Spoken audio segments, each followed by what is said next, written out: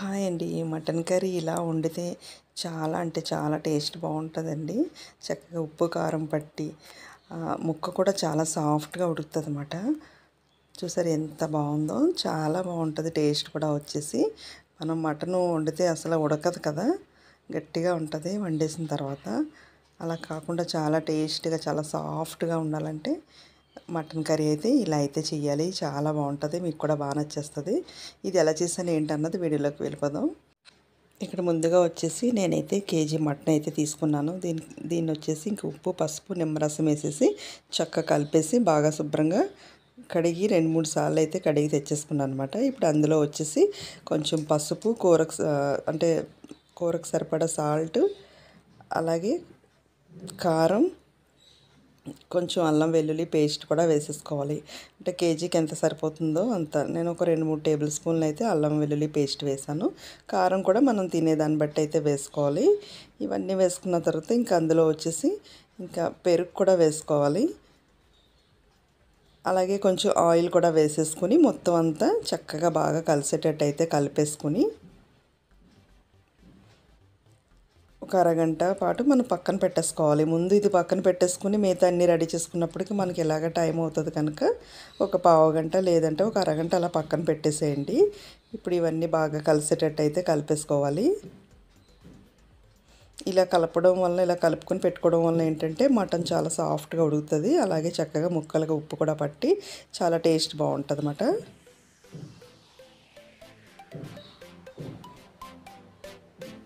ఇలా అయితే కలిపేసుకోవాలి బాగా కలిసేటట్టు. పెరుగు కొంచెం ఎక్కువగానే వేసుకోండి. పెరుగు వేయడం వల్ల చాలా సాఫ్ట్గా ఉడుకుతుంది.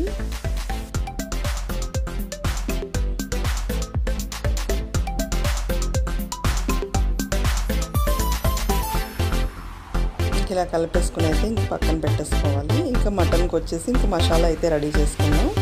ఇప్పుడు దానికి ఏమేమి కావాలో చూసేద్దాం. ఇప్పుడు ఒక మిక్సీ జార్ అయితే తీసుకున్నాను. అందులో అయితే కొంచెం జీలకర్ర, కొంచెం గసగసాలు, అంటే నేను ఒక కేజీ చేసింది ఇవన్నీ వేసుకుంటున్నాను. మీరు వండిన దాన్ని బట్టి మీరు ఎక్కువ మసాలా ఎక్కువ తింటారా తక్కువ తింటారా అవన్నీ చూసుకుని వేసుకోండి. నేను ఒక్కొక్క టేబుల్ స్పూన్ అయితే ఇవన్నీ వేసుకుంటున్నాను. సోంపు కూడా ఒక టేబుల్ స్పూన్ అయితే వేసుకుంటున్నాను. ఇందులోనే కొంచెం మిరియాలు, ఇది ఒక పావు టేబుల్ స్పూన్ సరిపోతుంది. బిర్యానీ ఆకు కూడా వేసుకోవాలి, ఒకటైతే వేసుకున్నాను. దాల్చిన చెక్క, 2 యాలకులు, 4 లవంగాలు, ఇవన్నీ వేసేసుకోవాలి. సోంపు మీకు ఇష్టం ఉంటే వేసుకోండి, లేదంటే లేదు. సోంపు అనేది నీటి స్మెల్ అది రాకుండా బాగుంటుంది. ఇంకా ఇక్కడ వచ్చేసి ఇంకా 3-4 టేబుల్ స్పూన్లు అయితే కొంచెం ధనియాలు ఎక్కువ వేసుకోండి. ఇది ముందు పౌడర్ చేసి తెచ్చేసుకోవాలి. ఇప్పుడు అందులోనే ఒక 4-5 జీడిపప్పు అయితే వేసుకుంటున్నాను. కొంచెం కొబ్బరి, ఇప్పుడు ఇది కూడా పౌడర్ కింద చేసేసుకుని ఇప్పుడైతే వాటర్ వేసుకుని మెత్తటి పేస్ట్ కింద అయితే చేసేసుకోవాలి. ఈ మటన్ కర్రీకి ఈ మసాలా పేస్ట్ చాలా బాగుంటుందండి టేస్ట్ వచ్చేసి. ఇంక ఇక్కడ మసాలా కూడా రెడీ అయిపోయింది. ఇప్పుడైతే ఇంకా ఒక కుక్కర్ అయితే పెట్టేసుకొని కూరకు సరిపడా ఆయిల్ అయితే వేసేసుకోవాలి. ఆయిల్ అయితే వేడైపోయింది. ఇంకా కట్ చేసి పెట్టుకున్న 2 ఉల్లిపాయలు అయితే వేసేసుకుంటున్నాను. ఇప్పుడు అందులోనే పచ్చిమిర్చి, మనం తినే కారాన్ని బట్టి అయితే పచ్చిమిర్చి వేసుకోవాలి. నేను ఒకటి వేస్తున్నాను.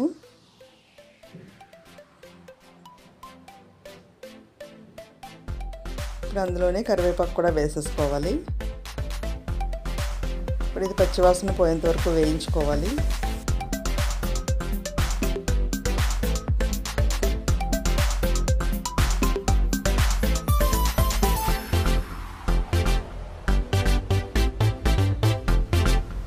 తొందరగా వేగడం కోసం ఇందులో వచ్చేసి కొంచెం ఉప్పు అయితే వేసుకోవాలి. మనం మటన్ కలిపినప్పుడు కూడా ఉప్పు వేసేసాం కదా, చూసుకొని వేసుకోండి. కానీ తప్పకుండా ఈ ఉల్లిపాయ దాంట్లో మాత్రం మనం ఉప్పు అయితే వేసుకోవాలి, లేదంటే చెప్పదనం వచ్చేస్తుంది. కొంచెం పసుపు కూడా వేసుకొని చక్కగా వేయించేసుకోండి.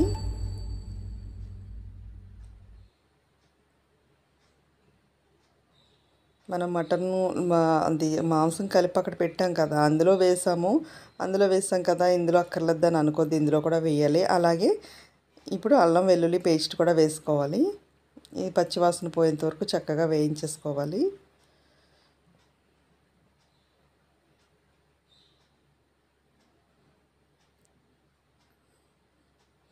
ఇప్పుడు అక్కడ కలిపి పెట్టుకున్న మటన్ అయితే వేసేసుకోవాలి ఇందులో.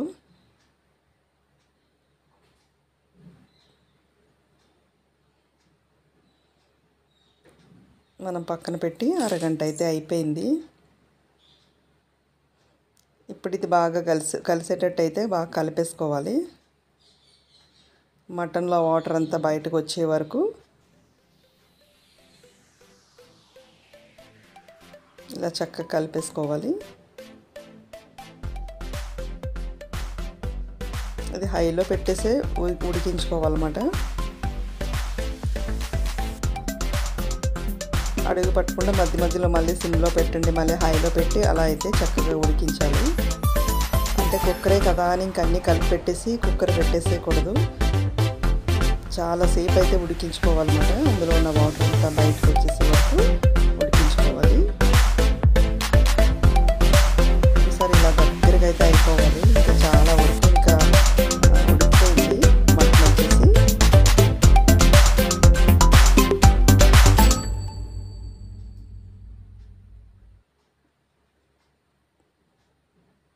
అలా వాటర్ అంతా బయటకు వచ్చేస్తే మటన్ చాలా బాగా ఉడుకుతుంది. ముందే బాగా ఉడికించేసేయాలన్నమాట. ఇప్పుడు వచ్చేసి మనం మసాలా పేస్ట్ చేసి పెట్టుకున్నాం కదా, ఆ మసాలా అయితే వేసేసుకోవాలి. కేజీ మటన్కి మసాలా కరెక్ట్గా సరిపోతుంది. ఇప్పుడు ఇది కూడా పచ్చివాసన పోయేంత వరకు చక్కగా అందులో వేయించేసుకోవాలి.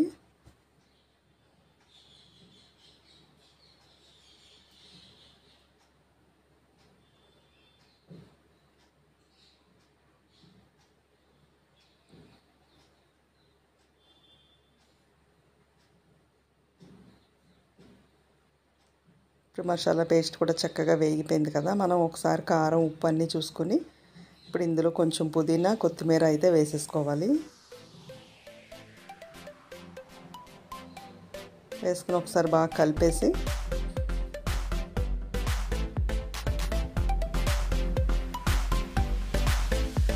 ఒకసారి ఆయిల్ అయితే అలా పైకి తేలే వరకు అంత బాగా ఉడికించాలి. బాగా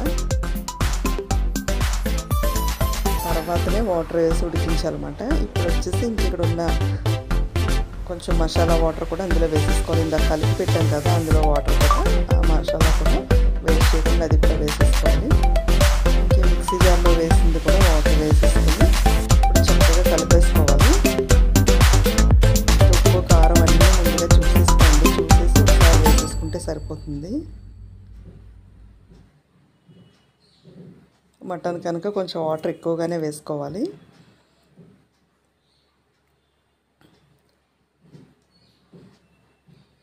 ఇంక అన్నీ వేసేసినట్టే ఇప్పుడు కుక్కర్ మూత పెట్టేసి అయితే ఒక అరగంట సేపు అయితే ఉడికించుకోవాలి. పావు గంట లేదంటే అరగంట ఖచ్చితంగా ఉడికించుకోవాలి. కుక్కర్ మూత పెట్టేసి అయితే ఇంక విజిల్ అయితే పెట్టేశాను.